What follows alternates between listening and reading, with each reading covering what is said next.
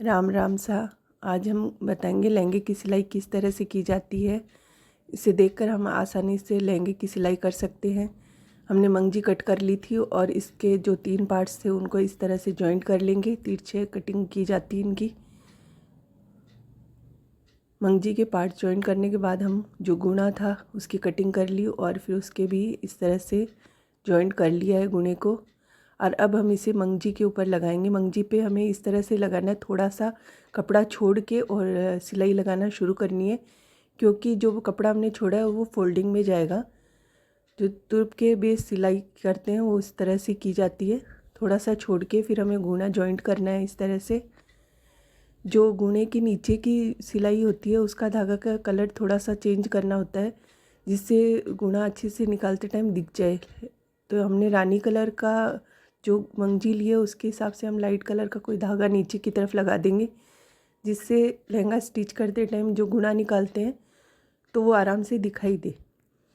इस तरह से हम गुना इस पे पूरे मंगजी पे अटैच कर लेंगे। कपड़े के पास पास में हमें इस तरह से सिलाई लगानी है पूरे गुणे पे। हमें ध्यान रखना है कि मंगजी में कोई सिलवट वगैरह नहीं आए, तो वो अगर ऐसा हुआ तो फिर पूरे लहंगे का लुक ख़राब हो जाता है। फिनिशिंग से हमें ये सिलाई लगानी है।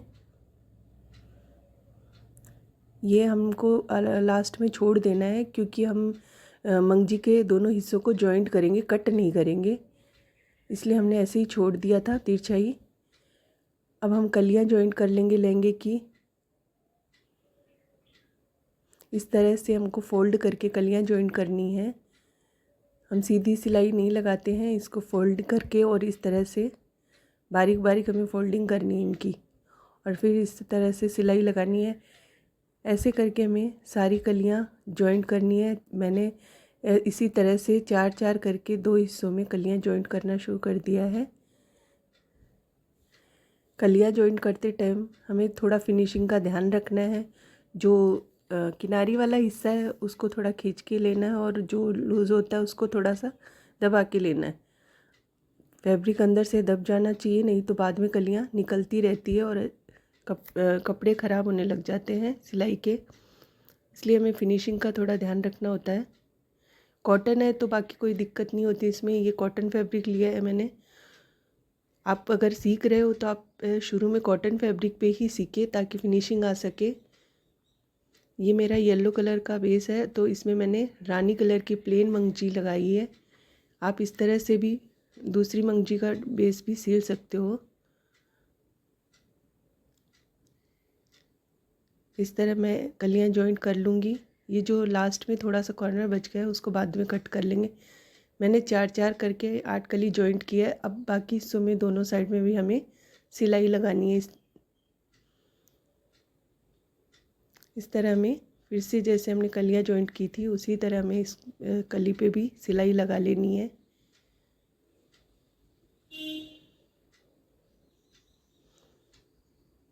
सिलाई में सफाई ज़रूरी होती है। जिस तरफ नेफा लगाएंगे उस वहाँ पे थोड़ा सा स्पेस छोड़ के और फिर हमें कली की सिलाई लगानी है। हम सारी कलियों को जॉइंट कर रहे हैं, हमें खुला इतना छोड़कर और फिर यहाँ से फोल्ड करते हुए सिलाई लगानी है, क्योंकि वहाँ नेफा आएगा। कमर में हम जितना रखना चाहे उतनी नाप के हिसाब से हमारी कलियाँ साइज़ की कटिंग होती है। और फिर ये लास्ट सिलाई भी हम लगा लेंगे, क्योंकि हमें जो मंगजी था उसकी दोनों हिस्सों को उस तरह से कट करके जॉइंट नहीं करना है, उनके दोनों कॉर्नर को मिला के जॉइंट करना है। इसलिए हमने सारे कलियाँ जॉइंट कर ली है। अब जो एक्स्ट्रा कपड़ा था हमारी कलियों में उसकी हम कटिंग करेंगे नीचे से। पहले भी कर सकते हैं लेकिन थोड़ा सा ऊंचा नीचा रह जाता है, इसलिए हम कलियां जॉइंट करने के बाद में जो कॉर्नर थोड़े थोड़े बच जाते हैं उनको हम कट कर लेंगे।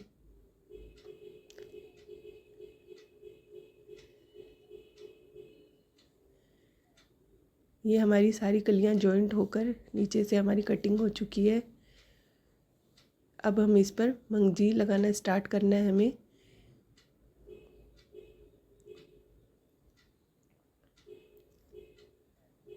गुणा निकालते टाइम सिलाई के पास में थोड़ा सी स्पेस छोड़ के हम गुणा निकालते हैं।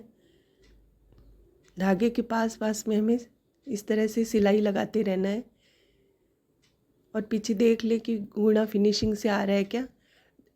गुणे को इस तरह से दबा के लगाने से फिनिशिंग आती है, नहीं तो कहीं बड़ा छोटा रह जाता है। इस बात का ध्यान रखिए कि थोड़ा गुणे को दबा के लें।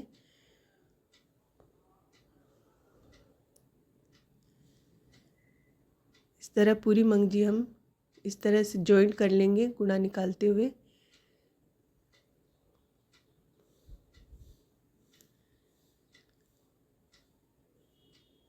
लास्ट में हमें पूरा ख़त्म नहीं करना है क्योंकि कटिंग नहीं की, हम दोनों कॉर्नर को हमें जॉइंट करना है, इसलिए हम उसकी कटिंग नहीं करेंगे। लास्ट में इस तरह से दोनों के नाप लेंगे कॉर्नरों को और जो एक्स्ट्रा कपड़ा होगा उसको हटा देंगे और फिर दोनों कॉर्नर मिला के सिलाई लगा लेंगे।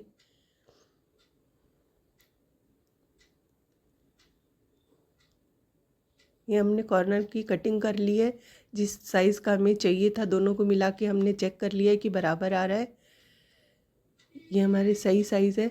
तो हम इस कॉर्नर को जॉइंट कर लेंगे।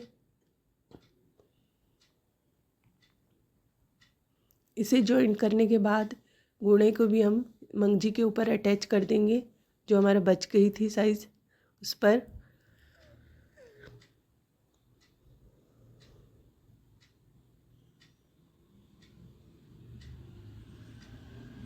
हमने धागा इसीलिए दूसरा लिया कि हमें सफाई से दिखता रहे। इस तरह हम गुणा जॉइंट कर लेंगे। गुणे को हम थोड़ा सा नीचे वाले गुणे को फोल्ड करके और करेंगे ताकि वो नीचे का हिस्सा दिखे नहीं, और फिर हम इसको पे भी गुणा अटैच करके और मंगजी को लहंगे पे लगा देंगे। पूरे घेर में हमारी मंगजी लग चुकी है। अब हम इसे फोल्ड करेंगे। मैं 3 सिलाई का सील रही हूँ, इसलिए हम इसे डायरेक्ट ऐसे ही फोल्ड करेंगे, नहीं तो हम 4 सिलाई का भी सील सकते हैं। ये हमारे लहंगा बन के रेडी हो चुका है।